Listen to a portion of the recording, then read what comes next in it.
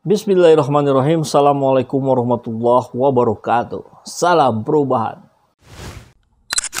Sahabat semua, ada kabar mengejutkan dari teraju.id. Anies Baswedan salib Ganjar Pranowo. Wow, dalam hal apa ini? Kita simak kabarnya ya. Elektabilitas digital Oktober 2021. Anies salib Ganjar. Elektabilitas digital ini berbasiskan fakta data yang real, yang terungkap melalui sebuah alat rekam. Bukan seperti lembaga survei yang hasilnya suka membingungkan. Kan kita ingat ya, kemarin-kemarin ada lembaga survei yang menunjukkan Puan Maharani capres yang elektabilitasnya tertinggi. Kok bisa? Saat lembaga-lembaga survei yang lain justru menyebutkan itu berapa? Di bawah 5% apa di bawah 1%?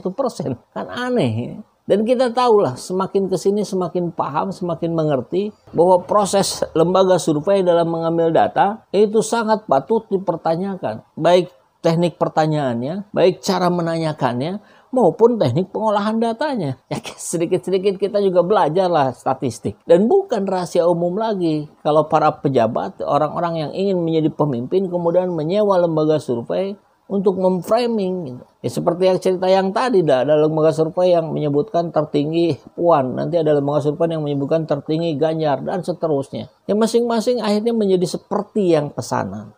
Mudah-mudahan salah ya. Tapi keanehannya begitu menunjukkan bahwa ini seperti pesanan. Silakan dijawab lah ya para lembaga survei yang tenar-tenar yang duitnya sudah banyak itu di Jakarta ya. Duit banyak barangkali besarnya dari pesanan itu. Mudah-mudahan ini bukan suudzon, tapi ini pertanyaan antisipatif yang harus dijawab oleh para lembaga survei. Nah, kembali ke sini. Ini elektabilitas digital berdasarkan data yang terekam dari perbincangan. Orang-orang memperbincangkannya sebanyak apa, positif atau negatif, dan seterusnya. Kita lihat ya detail hasilnya. Data perbincangan netizen di media sosial sebulan terakhir, 17 September sampai 17 Oktober kemarin ya, menunjukkan Anies ungguli Ganjar. Adapun urutan popularitas digitalnya sebagai berikut. Anies Baswedan 23,7%, Ganjar Pranowo 17,1%, Puan Maharani 15,9%, Agus Yudhoyono, Ridwan Kamil, Erick Thohir, Prabowo Subianto, Sandiaga Uno, dan Airlangga terus semakin ke bawah semakin sedikit, lebih sedikit lagi. Hanya 4 baca pres berada di kuadran positif untuk popularitas dan favorabilitas adalah Anies Baswedan, Ganjar Pranowo, Puan Maharani, dan AHY. Ya, Puan barangkali terdongkrak dengan baliho itu ya, yang tersebar di hampir seluruh wilayah Indonesia. Popularitasnya naik, bisa jadi, betul. Berarti efektif, tidak seperti yang dikatakan oleh Ridwan Kamil, bahwa baliho itu ketinggalan zaman. Walaupun tentu kita juga tidak sepakat gitu. Saat orang susah makan, saat orang susah cari pekerjaan, ini tebar baliho yang menghabiskan berapa puluh miliar atau ratusan miliar. Nah, ini menurut CEO Katapedia.id Dedi Rahman, dari analisa akun-akun medsos 9 bakal capres dapat disimpulkan beberapa hal. Pertama, akun baca pres yang paling rajin posting Ganjar Pranowo. Nah, ini jadi kebayang ya, bakal calon presiden yang paling sering update status Ganjar Pranowo, Sandiaga Uno, lalu Anies Baswedan. Kedua, akun baca pres yang paling disukai followernya Anies Baswedan, Ganjar Pranowo, Ridwan Kamil. Terakhir, akun baca pres yang paling banyak loyalis adalah Anies Baswedan, Ganjar Pranowo, dan Puan Maharani. Ya wajar ya, loyalis Puan ya loyalis PDIP yang jumlahnya juga cukup banyak di negeri ini.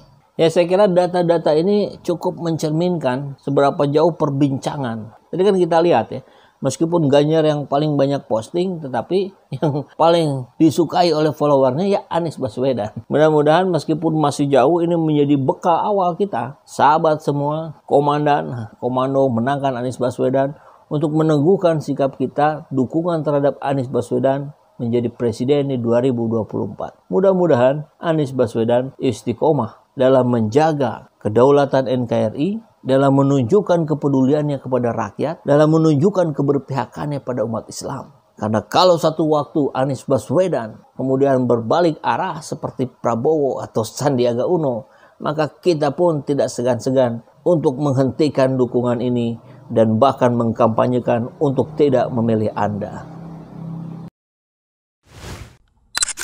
Sahabat semua, perjuangan dakwah melalui kanal YouTube ini bukanlah perkara yang mudah. Penuh jalan yang terjal dan berliku. Apalagi kita semua tahu, dakwah nahi mungkar ini yang justru dihindari sebagian orang di kalangan kita. Ya, karena jelas kami berbenturan dengan penguasa di negeri ini hari ini. Sebelum kami dikenal sebagai pengkritik pemerintah, lembaga kami senantiasa mendapatkan proyek-proyek terutama dari dinas-dinas dan BUMN. Tapi setelahnya di stop. Sebelum kami kerap menasehati pemerintah, kami pun mendapatkan kesempatan untuk mengajar di beberapa kampus. Setelahnya di stop juga. Tapi itu tidak menyurutkan langkah kami, tidak menyurutkan semangat kami untuk terus berkontribusi baik dengan pemikiran kita, dengan inspirasi yang kita berikan. Mudah-mudahan menjadi pelecut untuk terus menjadi bagian yang membaikkan negeri ini. Dengan segala keterbatasan alat dan SDM yang kami punya, kami terus berjuang menegakkan jalan kebenaran, jalan Islam. Bagi sahabat semua yang ingin turut serta membersamai perjuangan kami, memperjuangkan hak-hak Islam yang termarginalkan, membela rakyat jelata yang terus-menerus menjadi korban penderitaan karena ugal-ugalannya pola penguasa hari ini. Sahabat bisa berdonasi melalui rekening ini.